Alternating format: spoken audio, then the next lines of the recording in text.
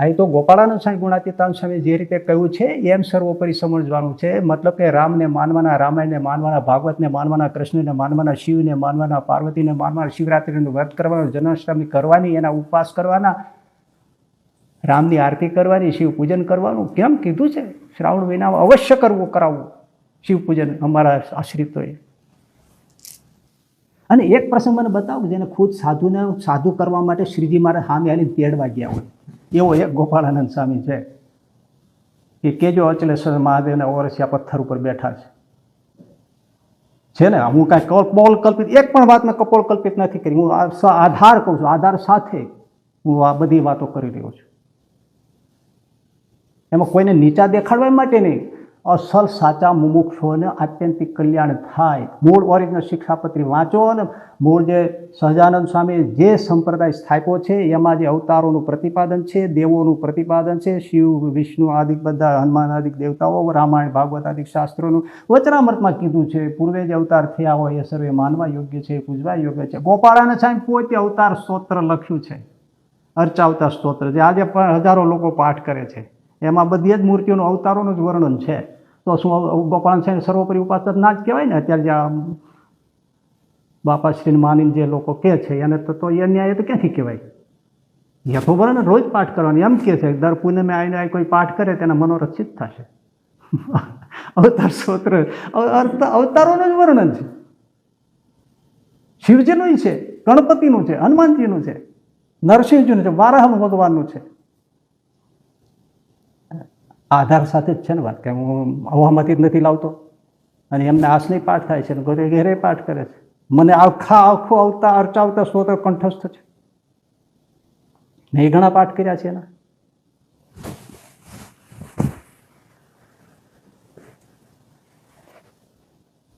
મોટા પુરુષની સ્થાપેલી મર્યાદાથી બહાર ના જવાય, એમાં દ્રોહ જ છે.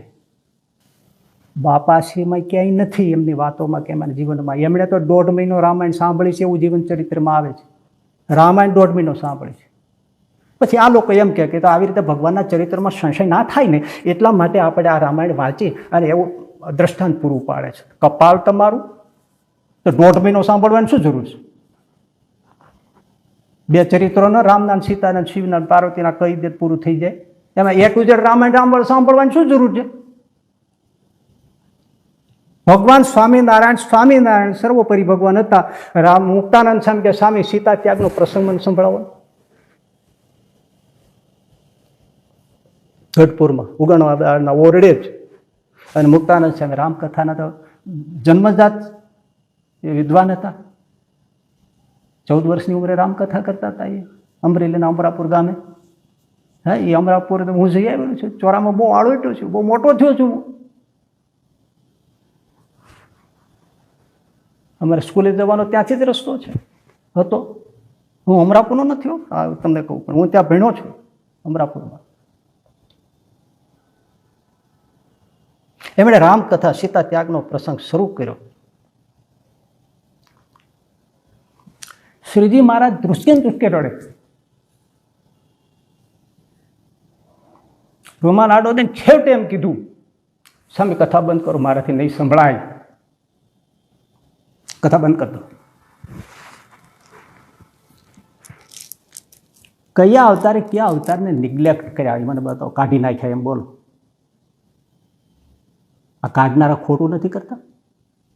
એ શું સ્વામિનારાયણના રાજીપામાં થાય છે? અબજી બાપાએ નથી કાઢ્યું. અબજી બાપા માનતા હતા બધું, શિક્ષાપત્રીને માનતા હતા. અરે આજે તો ઓરિજિનલ શિક્ષાપત્રી વાંચવા જ નથી દેતા. તો વારે શિક્ષાપત્રી મહારાજ કે મનનું ધાર્યું વર્તતા નહીં, આ શિક્ષાપત્ર પ્રમાણે વર્તજો. અને આ પ્રમાણે વર્તશો તો ધર્મ, અર્થ, કામ અને મોક્ષની સિદ્ધિ નિશ્ચય પામશો. અને આ શિક્ષાપત્રી બહાર વર્તે એને અમારા સત્સંગીઓ, અમારા સંપ્રદાય વાળાએ એને સંપ્રદાયથી બહિર્ભૂત કાઢવા, બહાર નીકળી ગયેલા જાણવા. આ ચોખ્ખું કીધું છે. અબજી બાપા બધું માનતા હતા, એટલા માટે તો હનુમાનજી પધરાયા. અને હનુમાનજી પધરાયનો મતલબ જ એ છે કે રામને માને છે. રામને માને છે મતલબ કૃષ્ણને માને છે. રામાયણ સાંભળે છે મતલબ ભાગવતને માને છે. અબજી બાપાને ગાળો ના દેશો. ઘણા તો અબજી બાપાનું નામ આવે તે નાકનું ટીચકું ચડી જાય. એ નહીં, એને નામે જે થયું છે એ ખોટું છે. અને થઈ રહ્યું છે ખોટું છે. અબજી બાપાનો સિદ્ધાંત નથી. બધું તો તમને હું ના કહી શકું, પણ હું તો દર શિવરાત્રિએ શિવજીનું અહીંથી અભિષેક જળ લઈ, શ્રીજી મહારાજનો અભિષેકનું જળ બધું લઈને જાઉં છું. અને સાહેબ બધું તો તમને નહીં કહું.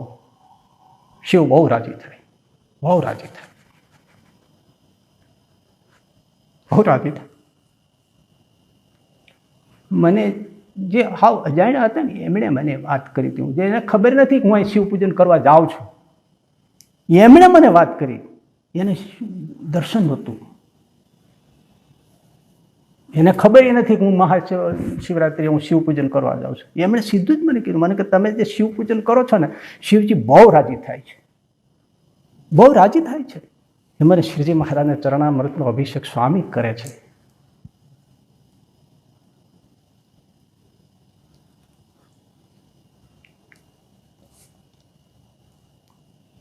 સિદ્ધેશ્વર મહાદેવ પધરાવ્યા છે. શ્રીજી મહારાજ મૂર્ખ નથી ભાઈ. કેવી હદાથી બેઠો છો મહાદેવ, હે કે મૂર્તિ તો ગોતી આવો.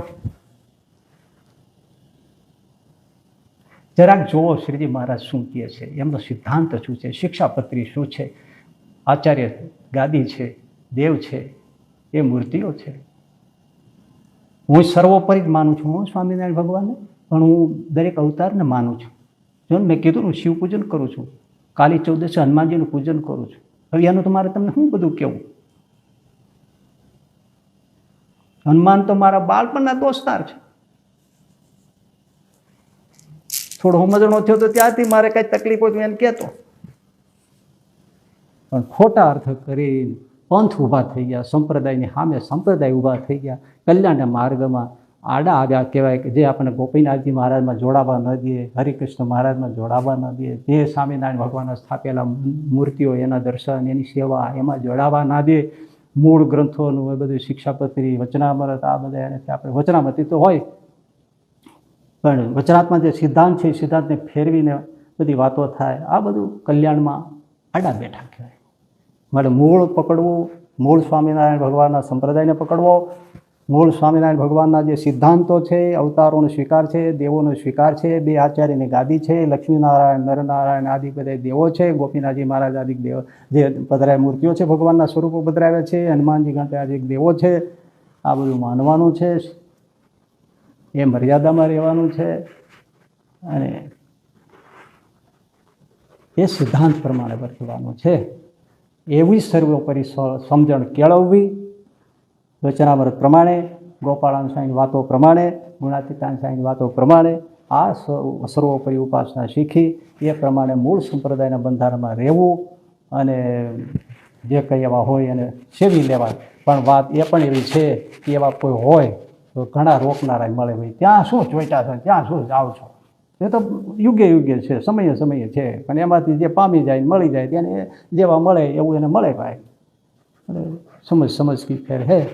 તો જેવો અવસર આવ્યો હોય સારા સાધુમાં જોડાવવું, મૂળ સંપ્રદાયમાં રહેવું, અને ભગવાન સ્વામિનારાયણને સર્વોપરી સમજી અને એમને સર્વોપરી ભાવે ધર્મ જ્ઞાન વૈરાગ્ય ભક્તિ સહિત એકાંતિકી ભક્તિ કરવી. તો શ્રીજી મહારાજ પોતાનું જે સર્વોપરી ધામ છે, પરોપરી જે પોતાનું મૂર્તિનું સુખ છે, એમાં અખંડ પોતે સ્વયં આવીને તેડી લઈ જઈને પોતાની સેવામાં એ સુખમાં સદાયને માટે રાખશે. આપણે શ્રીજી મહારાજને, ગોપાળાન સ્વામીને, ગુણાતીતાન સ્વામી એ બધાને પ્રાર્થના કરી કે મહારાજ તમે અમને આવી સ્થિતિ કરાવજો અને તમારી સેવામાં રાખજો. સજાનંદ સ્વામી મહારાજ.